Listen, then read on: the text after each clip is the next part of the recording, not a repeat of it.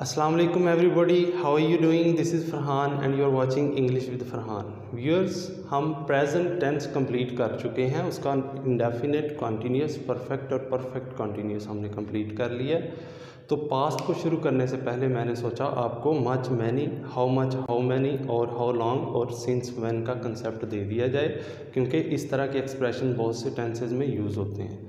तो अब हम पास्ट इंडेफिनेट को डिस्कस करेंगे, जो पास्ट का सबसे ज़्यादा इस्तेमाल होने वाला टेंस है। आपने कोई भी स्टोरी लिखनी है, सबसे ज़्यादा पास्ट इंडेफिनेट यूज़ होता है।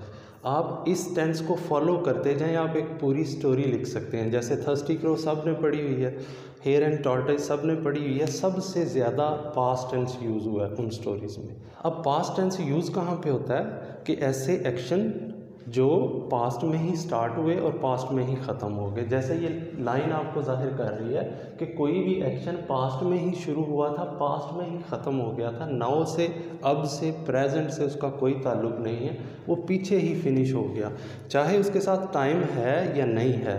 अब यहाँ पे आपने टाइम का जो कंसेप्ट है उसमें कंफ्यूज नहीं होना। प्रेजेंट परफेक्ट कॉन्टीन्यूस में ये था कि इतनी देर से वो काम जारी है, लेकिन इसमें यह है कि इस वक्त उसने ये काम किया।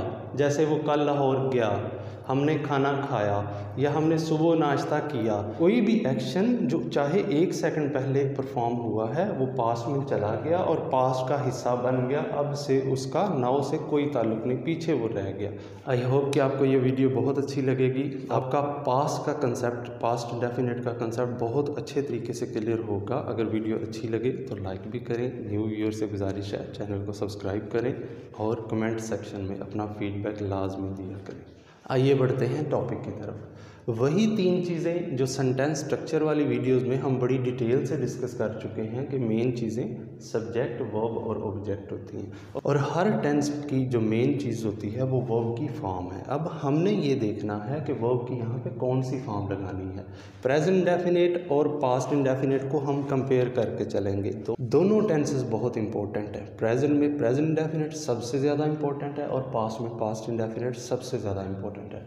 प्रेजेंट इंडेफिनिट में हमने क्या किया था, V1 यानी सब्जेक्ट के साथ वर्ब की फर्स्ट फॉर्म लगाई थी। ये 2 टेंसेज ऐसे हैं, प्रेजेंट इंडेफिनिट और पास्ट इंडेफिनिट, जिनके सिंपल सेंटेंस में कोई भी हेल्पिंग वर्ब यूज़ नहीं होता। प्रेजेंट इंडेफिनिट में फर्स्ट फॉर्म यूज़ होती है और पास्ट इंडेफिनिट में second form of verb use होती है। अब यहाँ पे आपको एक आसानी हो जाएगी कि प्रेजेंट इंडेफिनिट में ये था कि सब्जेक्ट सिंगल होता था, हमें जो वर्ब की फर्स्ट फॉर्म लगानी पड़ती थी उसमें हमें सब्जेक्ट का ख्याल रखना पड़ता था। अगर सब्जेक्ट सिंगल था तो वर्ब की फर्स्ट फॉर्म के साथ हम ऐसे एस लगाते थे।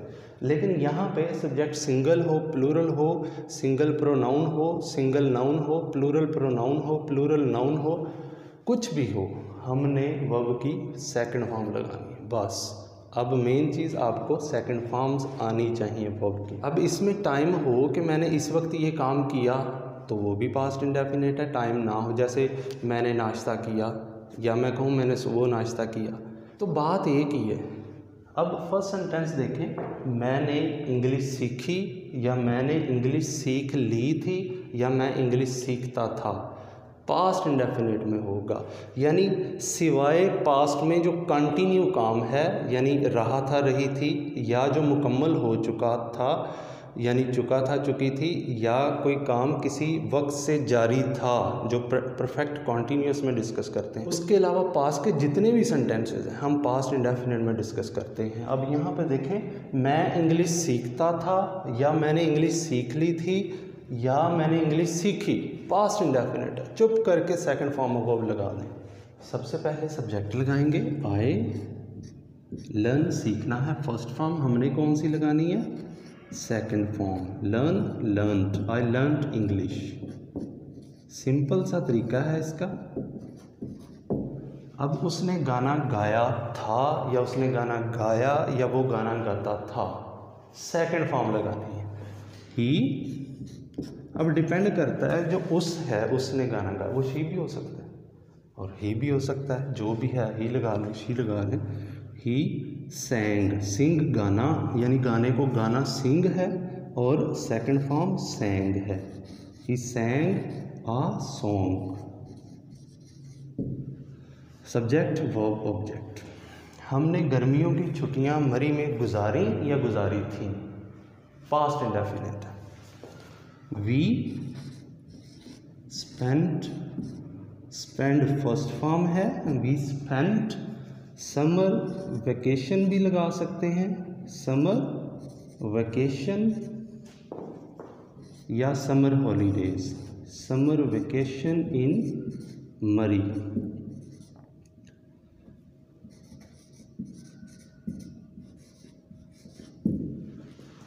अब वेकेशंस वर्ड नहीं होता, वेकेशन होता है। उसके वालिद एक कारखाने में काम करते थे, ताथा आ जाए, गया, लिया, दिया, खाया, पिया, सोया, उठा, बैठा, तो ये पास्ट इंडेफिनिट है। हिज फादर वर्कड, वर्क काम करना एज अ वर्ब है, वर्कड इन अ फैक्ट्री। अब मेन चीज़ क्या है, फॉर्म ऑफ वर्ब। सेकंड लगाई है, सेकंड लगाई है, सेकंड लगाई है और सेकंड लगाई है। अगर ये प्रेजेंट डेफिनेट में होते तो फिर हम फर्स्ट फॉर्म लगाते जाते। सिर्फ उसमें ख्याल क्या रखना था, अगर सब्जेक्ट सिंगल होता तो फर्स्ट फॉर्म, जैसे सिंग फर्स्ट फॉर्म है तो सिंग्स। आई लर्न SAES-I के साथ नहीं लगता। अगर ये इस तरह से होता कि हम गर्मियों की छुट्टियां मरी में गुजारते हैं, प्रेजेंट डेफिनेट में हम रूटीन की बातें करते हैं, तो फिर भी स्पेंड फर्स्ट फॉर्म आनी थी।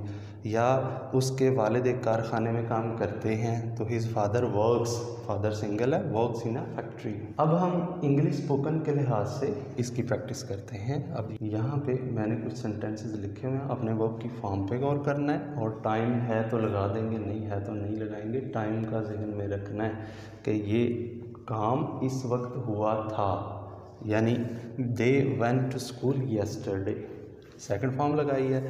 मैंने कुछ टाइम वाले वर्ड्स लिखे हुए हैं, यहाँ पे देखें येस्टरडे है तो वो गुजरा हुआ है, यानी पास्ट इंडेफिनिट है। अगो है, चाहे 10 सदियाँ पहले की भी आप बात कर रहे हैं, 100 साल, 200 साल, 500 साल, 1000 साल पहले की भी बात कर रहे हैं, या 1 मिनट पहले की भी बात कर रहे हैं, तो वो पास्ट इंडेफिनिट में होगी। अब अगो है तो 1 मिनट अगो हो या 1 सेंचुरी अगो हो या 1000 ईयर्स अगो हो तो पास्ट इंडेफिनिट यूज़ होगा। लास्ट है, लास्ट से मुराद लास्ट ईयर भी हो सकता है, लास्ट नाइट भी हो सकता है, लास्ट मंथ भी हो सकता है। इसी तरह प्रीवियस ईयर, प्रीवियस मंथ कुछ भी हो सकता है। इसी तरह दिस ईयर, यानी मैंने इस साल कोई भी जो काम किया था, फ़र्ज़ करें मैं कहता हूँ मैंने इस साल मैट्रिक का इम्तिहान पास किया, तो वो पास्ट है, पास्ट इंडेफिनिट है। He called me last night, past indefinite है। आई पास्ट मैट्रिकुलेशन दिस ईयर, इस साल मैंने मैट्रिक का इम्तिहान पास किया, पास्ट है। अब एक से ज़्यादा वर्ब्स भी यूज़ हो सकती हैं, लेकिन हम वो पास्ट यानी second form of verb he use करेंगे। जैसे दे invited their friends, ordered a pizza and watched movie. Pizza नहीं, pizza.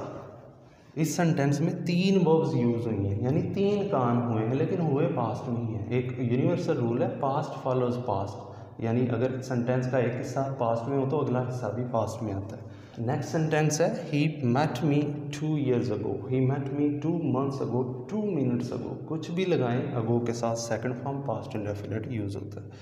Pakistan came into existence, केम वजूद में आना या मार्ज वजूद में आना, come into existence first form हो गई, केम इनटू एग्जिस्टेंस इन 1947।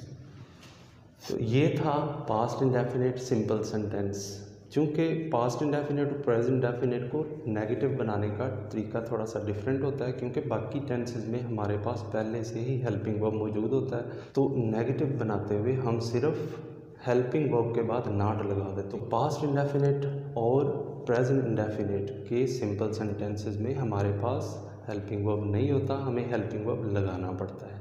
तो नेगेटिव और इंट्रोगेटिव सेंटेंसेस हम नेक्स्ट वीडियो में डिस्कस करेंगे। I hope you like the video. This is all what I have today. Keep watching English with Farhan. Thank you.